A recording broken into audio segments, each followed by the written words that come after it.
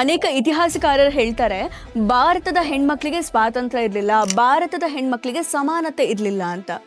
ಯೋಚನೆ ಮಾಡಿ, 12ನೇ ಶತಮಾನದಲ್ಲಿ ಈ ಭಾರತದಲ್ಲಿ ಮಹಾದೇವಿಯನ್ನ ಅಕ್ಕ ಮಹಾದೇವಿ ಅಂತ ಈ ಸಮಾಜ ಒಪ್ಕೊಳ್ಳುತ್ತೆ. ಒಬ್ಬ ಸೆಕ್ಸ್ ವರ್ಕರ್ ಸೂಳೆ ಸಂಕವ ಬರೆದಂತಹ ವಚನವನ್ನ ಅಂದಿನ ಸಮಾಜ ಒಪ್ಕೊಳ್ತು.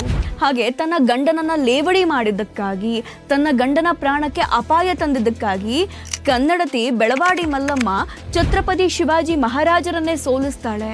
ಬ್ರಿಟಿಷರನ್ನ ಈ ದೇಶದಿಂದ ಓಡಿಸ್ಬೇಕು ಅಂತ ಝಾನ್ಸಿ ರಾಣಿ ಲಕ್ಷ್ಮೀಬಾಯಿ ತನ್ನ ಪ್ರಾಣಾರ್ಪಣೆಯನ್ನ ಮಾಡ್ತಾಳೆ ಅಂತ ಅಂದ್ರೆ ಹೆಣ್ಮಕ್ಳು ಆಗಿನ ಕಾಲದಲ್ಲಿ ಅದೆಷ್ಟು ಮುಂದಿದ್ರು ಅಂತ ನಾವೆಲ್ಲರೂ ಯೋಚನೆ ಮಾಡಬೇಕಾಗತ್ತೆ. ಆದರೆ ಪಾಶ್ಚಿಮಾತ್ಯ ಇತಿಹಾಸಕಾರರು ಭಾರತ ಹಾವಾಡಿಗರ ದೇಶ ಆಗಿತ್ತು, ಹೆಣ್ಮಕ್ಳಿಗೆ ಸ್ವಾತಂತ್ರ್ಯ ಇರಲಿಲ್ಲ, ವಿಧವಾ ವಿವಾಹ ಇರಲಿಲ್ಲ, ಅನೇಕ ಸುಳ್ಳುಗಳನ್ನೇ ಕಟ್ಟಿ ಹೆಣ್ಮಕ್ಳಿಗೆ ಹಂಗಿತ್ತು ಹಿಂಗಿತ್ತಂತ ಇಲ್ಲದೆ ಇರೋ ಇತಿಹಾಸವನ್ನ ಹೇಳಿದ್ದಾರೆ. ಬರೀ ನಮ್ದು ಅಡುಗೆ ಮಾಡಿದಂತಹ ಕೈ ಆಗಿರಲಿಲ್ಲ, ಅಕ್ಷರವನ್ನ ಕಲಿಸಿ ಆಳುವಂತಹ ಕೈ ನಮ್ದಾಗಿತ್ತು.